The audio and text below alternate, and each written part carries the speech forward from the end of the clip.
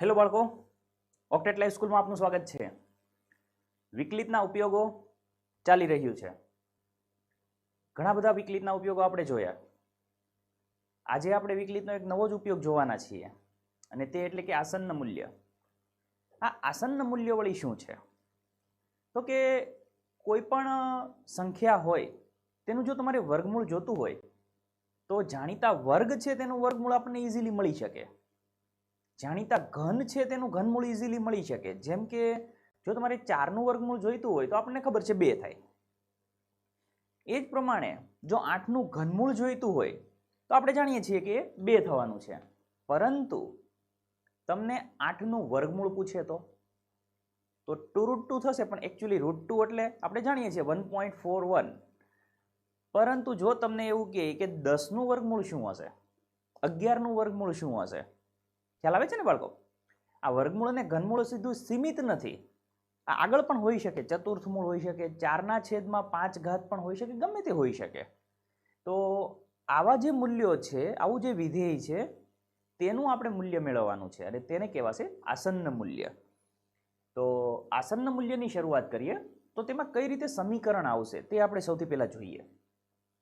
તો કે એક્સમાં થતા સૂક્ષ્મ ફેરફાર ડેલ્ટા એક્સને અનુરૂપ વાયમાં જે ફેરફાર થાય તેને કઈ રીતે દર્શાવી શકાય? તો આપણું જે વિધેય હશે તે એક્સની અંદર હશે અને આપણે જે વાય બરાબર એફ ઓફ એક્સ કહીએ છીએ. તો એ વાયનો જે ફેરફાર છે એને કેવી રીતે દર્શાવી શકાય? તો એ ડેલ્ટા વાય તમને મળશે F of X plus delta x minus F of x. આ સમીકરણની મદદથી આપણને મળી શકે છે. હવે આગળ વધીએ તો કે જો એક્સનું વિકલને ડીએક્સ વડે દર્શાવાય તો તેને ડેલ્ટા એક્સથી પણ વ્યાખ્યાયિત કરી શકાય છે. તો આ ગણતરીની અંદર આપણે ડીએક્સની જગ્યાએ ડેલ્ટા એક્સનો ઉપયોગ કરીશું. તો વાયનું વિકલ જો ડીવાયથી દર્શાવાય તો ડીવાય બરાબર F dash X into D X. આ અગત્યની વસ્તુ છે. ગણતરીમાં આનો આપણે ઉપયોગ કરવાનો છે કે વાયનું વિકલ જે આવશે એ શું હશે? તો એક્સની સાપેક્ષે આપણું સમીકરણ હશે. તો આપણું વિકલન એક્સની સાપેક્ષે થશે એટલે કે F dash X into D X, અથવા તો આપણે એને D Y by D X into delta X આ સમીકરણની મદદથી પણ મેળવી શકીએ છીએ. તો ડીવાય અને ડેલ્ટા વાય આ બંને નિયરલી ઇક્વલ ટુ જ કન્સિડર કરી શકાય છે. તેથી આપણે જે સમીકરણ હવે વાપરવાના છીએ તે સમીકરણ કયું છે? તો કે F of X plus delta X equal to F X plus D Y. પણ એકચ્યુઅલી ડીવાય એટલે શું છે? તો કે F dash X into delta X. એટલે આપણે જે સમીકરણ વાપરશું તે આપણું આ સમીકરણ હશે. F of X plus delta X equal to F X plus delta X into F dash x. આની મદદથી આપણે આસન્ન મૂલ્ય સરળતાથી મેળવી શકીએ છીએ. તો સૌથી પહેલાં આપણે આસન્ન મૂલ્યની શરૂઆત કરીએ. હવે અહીંયા તમારે એક્સ અને ડેલ્ટા એક્સ એ બંનેને અલગ કરવાનો છે. તો એક્સમાં કઈ વેલ્યુ લેવી અને ડેલ્ટા એક્સમાં કઈ વેલ્યુ લેવી, આ બહુ જ અગત્યની વસ્તુ છે. જે વિધેય આપેલું હોય એ વિધેયમાંથી તમને સરળતાથી મૂલ્ય મળી શકે તે વેલ્યુ તમારી એક્સ થશે. અહીંયા વર્ગમૂળનું વિધેય છે તો કઈ સંખ્યાનું વર્ગમૂળ ઇઝીલી મળી શકે? તો આપણે જાણીએ છીએ કે 25. તો આપણો એક્સ જે છે એ 25 થશે. તો અહીંયા આપણે લખી શકીએ કે એક્સ બરાબર 25 અને ડેલ્ટા એક્સ જે છે એ થશે 0.3. એટલે ફાઇનલી આખો આપણો એક્સ પ્લસ ડેલ્ટા એક્સ કરીએ એટલે આપણને 25.3 મળી જાય. આપણું વિધેય છે એફ ઓફ એક્સ બરાબર રૂટ એક્સ. આ આપણું વિધેય છે. તો માટે એફ ડેશ એક્સ બરાબર રૂટ એક્સનું 1/2 રૂટ એક્સ. તો ફાઇનલી આપણે સમીકરણ લઈએ F of X plus delta X equal to F X plus delta X into F dash X. તો equal to F of X એટલે root X plus delta X એટલે 0.3, F dash x એટલે 1/2 root x. ખ્યાલ આવે છે બાળકો? આપણે x અને ડેલ્ટા એક્સને છૂટું પાડી દીધું, ત્યાર પછી જે સમીકરણ હતું એ સમીકરણની મદદથી આપણને આ પ્રમાણે કિંમત મળે છે. હવે શું કરીએ? તો કે જે x ની કિંમતો છે અને ડેલ્ટા x ની કિંમતો છે એ જ મૂકવાની છે અહીંયા. તો રૂટ x એટલે રૂટમાં 25 એટલે એ મળશે આપણને 5, 0.3 1 અપન અહીંયા થશે 5 તો 5 2 10, તો 5 વત્તા ફરી પાછો એક ડિજિટ કટ થશે એટલે 0.03 એટલે આ થઈ ગયું 5.03 અને f of x plus delta x એ શું છે તો એ આપણું અંડરરૂટ 25.3 છે. તો અહીંયા થઈ જશે 25.3 બરાબર તો આ જે 25.3 એનું જે વર્ગમૂળ હશે એ હશે 5.03.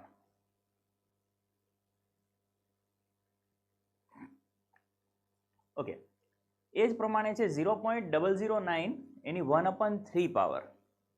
તો ઘનમૂળ છે તો એ કઈ સંખ્યાનું ઘનમૂળ ઇઝીલી મળી શકે આપણને? તો જો અહીંયા 0.008 હોય તો તેનું ઘનમૂળ ઇઝીલી મળી શકે. તો આપણો x જે છે એ થઈ જશે 0.008 અને ડેલ્ટા x જે છે એ થઈ જશે 0.001 કારણ કે 8માં 1 ઉમેરીએ તો જ 9 આપણને મળી શકે. હવે આપણે લઈએ fx. તો fx એ છે x ની 1/3 ઘાત. આપણું જે સમીકરણ છે એ આ રીતે બને છે. તો માટે f' x બરાબર તો અહીંયા થશે n into x raised to n minus 1. તો આ બની ગયું n into x raised to અહીંયા લસા લઈએ તો 3 × 3 એટલે -2/3 થાય. તો આને નીચે લઈ આવીએ એટલે +2/3 થશે તો 1/3 into x raised to 2/3. આ શું મળ્યું આપણને?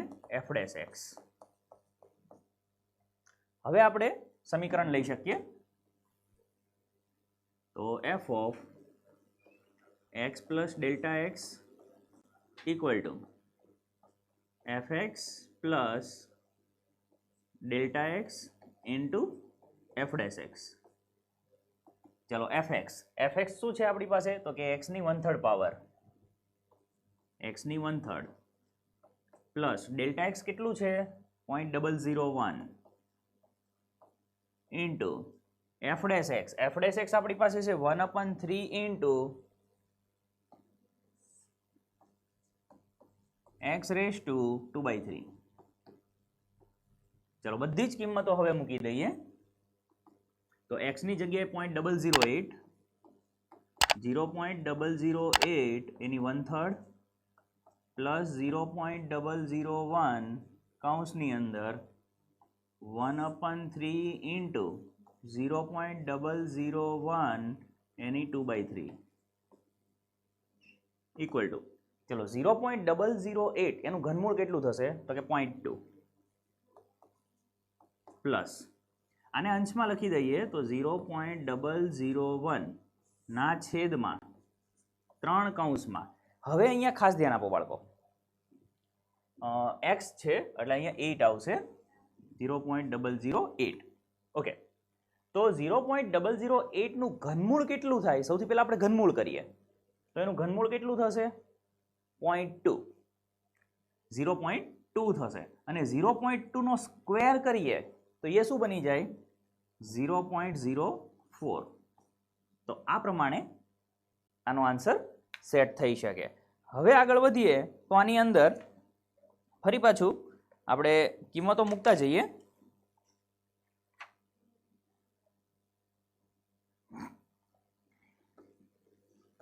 (0.2 વત્તા 0.001 છેદમાં અહીંયા થશે 4 તેરી 12 એટલે કે 0.12. તો 0.2 વત્તા જ્યારે તમે ભાગાકાર કરશો તો એ ભાગાકાર તમને મળશે 0.008. તો ફાઇનલી આ બની ગયું 0.208.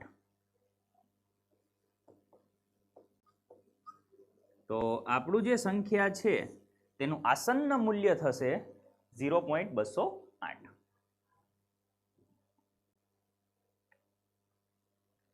ત્યારબાદ છે 255 ની 1/4 ઘાત. તો 255 નું ચતુર્થ મૂળ, કોનું ચતુર્થ મૂળ અથવા તો કોની 4 ઘાત 255 ની આગળ પાછળ છે એવું કહી શકાય? તો કે 4 ની 4 ઘાત 256 થાય, એટલે કે x જે છે એ 256 અને ડેલ્ટા એક્સ જે છે એ થશે -1, એટલે તમને 255 મળી જાય. તો fx બરાબર x⁴ માટે f' બરાબર x⁻n−1. તો n × x⁻, અહીંયા થશે -3/4, 1/4 x⁻3/4. આ મળી ગયું આપણને f'. ચલો સમીકરણ લઈએ ફરી પાછું. f of x plus delta x equal to fx plus delta x into f'(x). તો fx એટલે x ની 1/4 પાવર. તો સૌથી પહેલા આપણે સમીકરણ લખી દઈશું બધા. ડેલ્ટા x નું મૂલ્ય -1 છે એટલે અહીંયા માઇનસ થઈ જશે. 1 તો ઇન્ટુમાં જ છે એટલે પ્રોબ્લેમ નથી. અને f'(x) આપણી પાસે છે 1/4 x⁻3/4. હવે જે જગ્યા પર x છે ત્યાં આપણે શું મૂકીશું? 256. તો 256 ની 1/4 -1/4 ઇન્ટુ 256 ની 3/4. તો 256 નું ચતુર્થ મૂળ કેટલું થાય? 4 માઇનસ 1/4 કૌંસમાં. ફરી પાછી એ જ પ્રોસેસ. સૌથી પહેલા 256 નું ચતુર્થ મૂળ એટલે 4 થશે અને 4 નો ઘન એટલે 4 ચોક 16 ચોક 64 એટલે એ 64 થશે. તો 4 માઇનસ ફરી પાછું 64 નો 4 સાથેનો ગુણાકાર એટલે 256 થશે. તો ઇક્વલ ટુ 4. હવે માઇનસ, હવે 1/256 એ તમને મળશે 0.004. તો ફાઇનલી આ જે બાદબાકી છે એ તમને મળી જશે 3.996. તો આપણું જે સંખ્યા છે તેનું આસન્ન મૂલ્ય થશે 3.996. .5 ની 1/4 પાવર ફરી પાછું ચતુર્થ મૂળ છે. તો 81 નું ચતુર્થ મૂળ 3 થઈ શકે. તો અહીંયા x છે 81 અને ડેલ્ટા x છે 0.5. ચલો fx બરાબર x ની 1/4. આગળ જે ગણતરી કરી હતી એ જ ગણતરી ફરી પાછી થશે f'(x). તો n × x⁻n−1 x⁻3/4 1/4 x⁻3/4. તો હવે આપણે સમીકરણ લઈએ. તો f of x plus delta x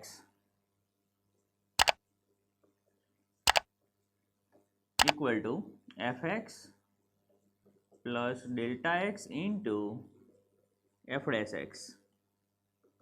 તો fx છે x ની 1/4 પાવર પ્લસ ડેલ્ટા x છે 0.5 કૌંસમાં 1/f'(x) છે 4x ની 3/4 4x ની 3/4. ચલો x ની જગ્યાએ શું આવી જશે? 81 આવી જશે.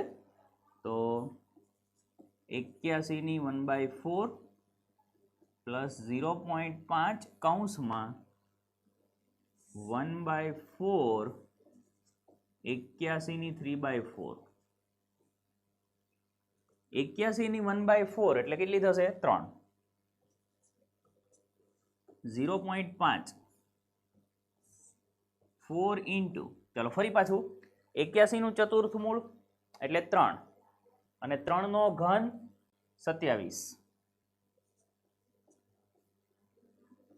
તો 3 પ્લસ 0.5 ડિવાઇડ બાય 27 ગુણ્યા 4 કરીએ તો 7 ચોક 28 નો 8 વધી 2 4 દુ 8 9 10 108. તો આ ભાગાકાર તમને મળશે 0.5 ભાગ્યા 1.108 આપણે કરીશું તો એ થશે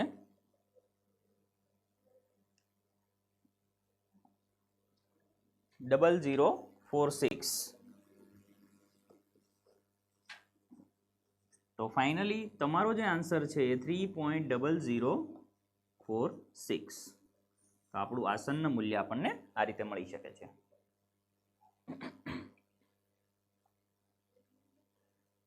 3.968 ની 3/2 હવે જ્યારે વર્ગ હોય ઘન હોય ચાર ઘાત હોય ત્યારે કોઈ પ્રશ્ન નથી કારણ કે આપણે ગુણાકાર કરીને કરી શકીએ છીએ પણ જ્યારે વર્ગમૂળ હોય ઘનમૂળ હોય ચતુર્થ મૂળ હોય એ સમયે ગણતરીમાં થોડું ધ્યાન આપવું પડે છે.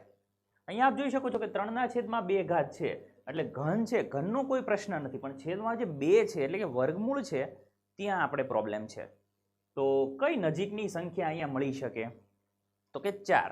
જો 4 નું વર્ગમૂળ લઈએ તો 2 થઈ જાય તો 4 જે છે એ આપણો x બની જશે અને 4 માંથી 0.32 માઇનસ કરીએ ત્યારે આપણને આ સંખ્યા મળે છે તો એ શું બનશે આપણો ડેલ્ટા x બનશે. તો અહીંયા આપણે લઈ શકીએ કે x બરાબર 4 છે અને ડેલ્ટા x જે છે એ -0.032 છે. આ બાદબાકી કરીશું એટલે આપણને 3.968 આ જે સંખ્યા છે એ મળી જશે. fx બરાબર x ની 3/2 તો માટે f' બરાબર n × x rays two n-1 તો 3/2 × x ની કેટલી થશે તો કે 1/2. તો આ બની ગયું આપણું f'. f of x plus delta x equal to fx plus delta x into f'(x). સમીકરણ દરેક વખતે લખવું જરૂરી છે બાળકો. જેટલો સમીકરણનો મુહાવરો કરશો એટલું જ સરળતાથી તમે ગણતરી કરી શકશો. તો fx ની જગ્યાએ x ની 3/2 ડેલ્ટા x ની જગ્યાએ આવશે -0.032 f'(x) ની જગ્યાએ આવશે 3/2 x ની 1/2. તો x ની જગ્યાએ શું લખાશે તો કે 4. 4 ની 3/2 -0.032 કૌંસમાં 3/2 અને 4 નું અહીંયા આવશે વર્ગમૂળ. તો સૌથી પહેલા 4 નું વર્ગમૂળ કેટલું થશે 2 અને 2 નો ઘન કેટલો થશે 8 માઇનસ 0.032 કૌંસમાં 3/2 તો એમનેમ જ છે અને ગુણ્યા ફરી પાછું 4 નું વર્ગમૂળ થશે 2. તો આપ જોઈ શકો છો કે આ 2 કટ થઈ જશે તો 8 માઇનસ હવે આ બંનેનો આપણે ગુણાકાર કરીએ તો કેટલો થશે 0.03 9 અને 3 દુ 6. 8 માઇનસ 0.096 તો 8 માઇનસ 0.096 કરીએ તો 7.904 આપણને મળશે. તો આપણી જે સંખ્યા છે તેનું આસન્ન મૂલ્ય થઈ જશે 7.904. ત્યારબાદ છે 17/81 એની 1/4. તો આ પ્રમાણે જ્યારે સંખ્યા આવે એ સમયે શું કરવું?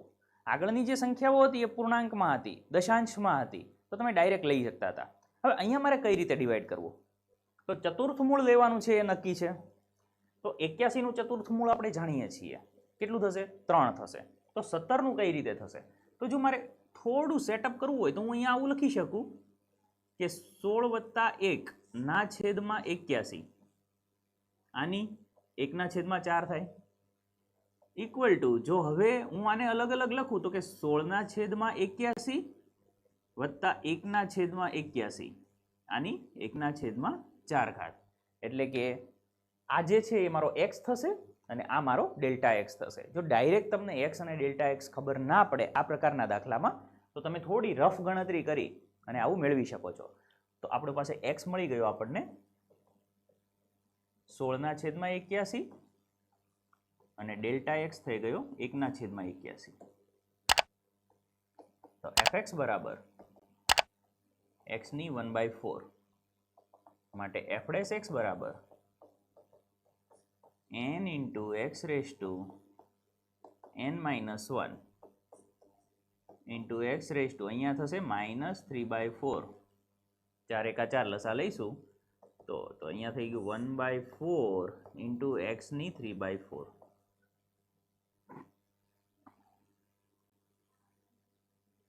ચલો f of x plus delta x equal to fx plus delta x into f dash x. ચલો fx શું છે? x ની 1/4 તો x ની 1/4 પ્લસ ડેલ્ટા x એટલે 1/81 ઇન્ટુ f dash x તો આપણી પાસે છે 1/4 x ની 3/4. તો x જે છે એ આપણી પાસે છે 16/81. તો અહીંયા થઈ ગયું 16/81 ની 1/4 ઘાત પ્લસ 1/81 એમ જ રહેશે કૌંસમાં 1/4 x ની જગ્યાએ ફરી પાછું 16/81 એની 3/4 પાવર. અહીંયા ભૂલ ના થાય એ ખાસ ધ્યાન આપજો કારણ કે છેદમાં ફરી પાછો છેદ આવે છે. તો અહીંયા 16/81 નું ચતુર્થ મૂળ લઈએ તો 16 નું ચતુર્થ મૂળ 2 અને છેદમાં 3 1/81. હવે ખાસ આપજો ધ્યાન 1/4 ઇન્ટુ હવે જુઓ ચતુર્થ મૂળ જે છે એ શું મળશે 2/3 પછી એનો ઘન કરવાનો છે તો 2 નો ઘન કેટલો થશે 8 અને 3 નો ઘન 27 પણ એ 27 ક્યાં વહી જશે અંશમાં વહી જશે કારણ કે છેદનો છેદ એટલે અંશમાં જશે. તો અહીંયા થશે 27 તેરી 81 કટ કરી શકીએ આપણે. તો આ થઈ ગયું 2/3 વત્તા 1/3 ગુણ્યા 8 ચોક 32. લસા લઈએ તો લસા આવશે 32 ગુણ્યા 3 એટલે કે 3 દુ 6 અને 3 તેરી 9 96 લસા આવે છે. તો પહેલી સંખ્યામાં કોનો ગુણાકાર થશે 32 નો 32 દુ 64 વત્તા 1 એટલે આ થઈ ગયું 65/96. તો આપણું જે મૂલ્ય છે એ આપણને મળશે 65/96.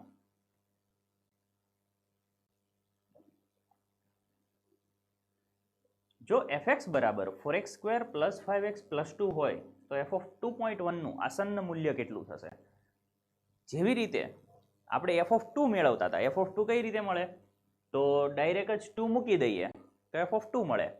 પરંતુ 2.1 જો મારે 2.01 જોઈતું હોય તો x બરાબર 2 લઈશું અને ડેલ્ટા x બરાબર 0.01 લઈશું. ડેલ્ટા x બરાબર 0.01. चलो fx बराबर 4x² + 5x + 2 तो f dash x बराबर 4 दू 8x वत्ता 5. तो कीमत लईए f of x plus delta x equal to fx plus delta x into f dash x. चलो fx નું મૂલ્ય પહેલા મૂકી દઈએ તો 4x² + 5x + 2 પ્લસ 0.01 કૌંસની અંદર f dash x એટલે 8x + 5 હવે બધી જ જગ્યાએ આપણે શું કરી શકીએ, તો આગળ જે પ્રમાણે કરતા હતા એવું જ x ની મૂલ્ય મૂકીશું. x કેટલા છે તો કે 2 છે, તો 4 કૌંસમાં 2 નો વર્ગ 5 કૌંસમાં 2 વત્તા 2 વત્તા 0.01 અહીંયા 8 કૌંસમાં 2 વત્તા 5. ચલો 2 નો વર્ગ 4 અને ચોકે ચોકે 16 વત્તા 5 દુ 10 વત્તા 2 0.01 કૌંસમાં 8 દુ 16 અને 16 ને 5 21. તો અહીંયા આગળ કેટલા થઈ ગયા તો કે 16 ને 2 18, 18 ને 10 એટલે 28 વત્તા હવે 0.01 નો ગુણાકાર કરીએ તો આ થશે 0.21. તો ફાઇનલી થઈ ગયું 28.21. તો આપણી જે વિધેય આપેલું છે તેનું આસન્ન મૂલ્ય એ બનશે 28.21.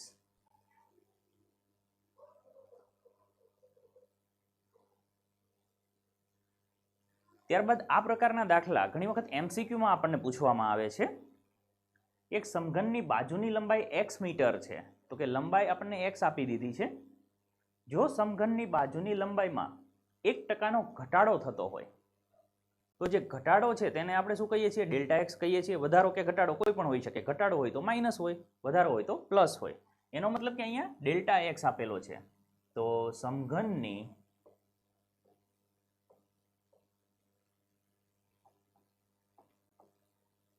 બાજુની લંબાઈ બરાબર x મીટર. ત્યારબાદ છે લંબાઈમાં થતો ઘટાડો. લંબાઈમાં થતો ઘટાડો એને આપણે ડેલ્ટા x કહીએ. તો એ કેટલો છે તો કે 1% ઘટાડો છે. તો 1% કોના તો કે x ના, પણ કેવા ઘટાડો છે એટલે માઇનસ.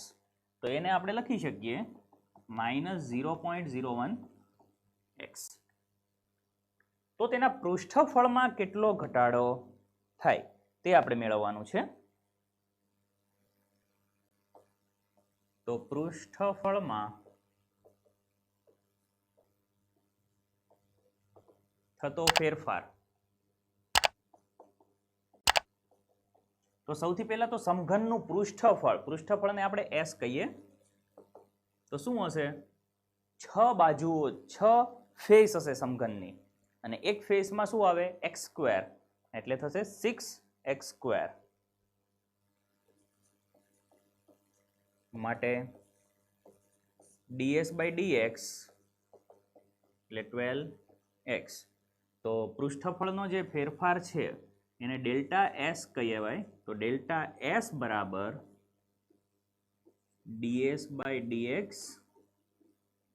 Into delta x. તો ds/dx આપણને મળી ગયું 12x. તો 12x અને કૌંસમાં ડેલ્ટા x શું છે તો કે -0.01x. તો આ થઈ ગયું -12 ઇન્ટુ 0.01 અને x². હવે આ 0.01 એટલે 1% હતું. હવે 1% ને 12 વડે ગુણીએ એટલે 12% થયું. તો -x² ના 12%, આવું આપણે લખી શકીએ. તો માટે પૃષ્ઠફળમાં થતો ઘટાડો, કારણ કે માઇનસ છે, 0.12x² છે. અથવા એવું કહી શકાય, જો MCQ હોય અને આને વધારે ડીપમાં જવું હોય તો એવું કહી શકાય, જેવી રીતે અહીંયા એવું કીધું હતું કે સમઘનની બાજુની લંબાઈમાં 1%નો ઘટાડો થયો. તો x² એટલે ક્ષેત્રફળ થાય. તો કે સમઘનના કુલ ક્ષેત્રફળના 12%નો ઘટાડો થાય. સમઘનનું જે કુલ પૃષ્ઠફળ હશે એ પૃષ્ઠફળમાં 12%નો ઘટાડો થશે. આ પ્રમાણે આપણે કહી શકીએ. એક ગોલકની ત્રિજ્યાના માપનમાં 0.02 મીટરની ત્રુટિ રહી ગયેલ છે. અહીંયા વધેલું છે કે ઘટેલું છે એવું નથી આપણને કીધું, માત્ર ત્રુટિ છે એવું કીધું છે. તો આપણે પ્લસ લઈ લઈશું. હવે ત્રિજ્યાની ત્રુટિ છે એટલે ડેલ્ટા આર કહેવામાં આવશે. તો ડેલ્ટા આર બરાબર 0.02 મીટર. જો લોલકની ત્રિજ્યા 7 મીટર આપવામાં આવેલી હોય, એટલે કે લોલકની ત્રિજ્યા આર બરાબર આપણને આપેલું છે 7 મીટર, તો તેના ઘનફળમાં પ્રવેશતી ત્રુટિનું આસન્ન મૂલ્ય શોધો. તો સૌથી પહેલા તો અહીંયા આપણે લોલકનું ઘનફળ તેનું આપણે સૂત્રથી શરૂઆત કરીશું. ગોલકનું ઘનફળ V બરાબર 4/3 પાઈ આર ક્યુબ માટે dV/dr બરાબર 4 પાઈ આર સ્ક્વેર. ત્યારબાદ ઘનફળમાં પ્રવેશતી ત્રુટિ, ઘનફળમાં પ્રવેશતી ત્રુટિ એને આપણે ડેલ્ટા વી કહી શકાય. તો ડેલ્ટા વી બરાબર dV/dr ઇન્ટુ ડેલ્ટા આર. બંને મૂલ્ય આપણી પાસે છે. તો dV/dr છે 4 પાઈ આર સ્ક્વેર અને ડેલ્ટા આર આપણને આપેલું છે 0.02.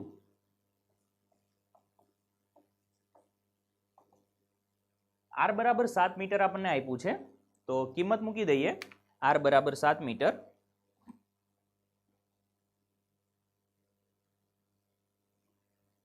ફોર પાઈ 7 વર્ગ 0.02. આખો જે ગુણાકાર કરીશું તે આપણને મળશે 3.92 પાઈ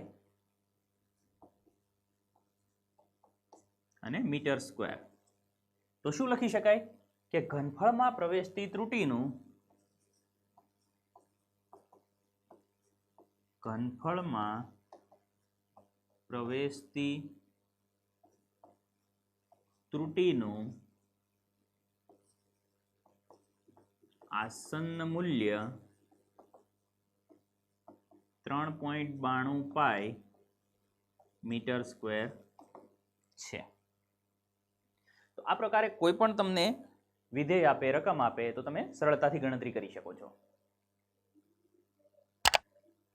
તો બાળકો, આ હતો વિકલિતનો એક નવો ઉપયોગ, અને તે એટલે કે આસન્ન મૂલ્ય મેળવવાનો. આવતા વિડીયોમાં ફરી પાછો આપણે એક નવો ઉપયોગ શીખવાના છીએ. તો એ વિડીયોને જોવા માટે અમારી જે ચેનલ્સ છે એને સબસ્ક્રાઇબ કરી દેજો, કારણ કે તમને એની સૌથી પહેલાં રિમાઇન્ડર મળી જશે. સાથે સાથે જો આ વિડીયોમાં તમને કોઈ સજેશન્સ હોય અથવા તો કોઈ ડાઉટ હોય તો કમેન્ટ સેક્શનમાં મોકલી શકો છો. લાઇક કરો, શેર કરો, સબસ્ક્રાઇબ કરો અને અવનવા વિડીયો જોતા રહો. Thank you.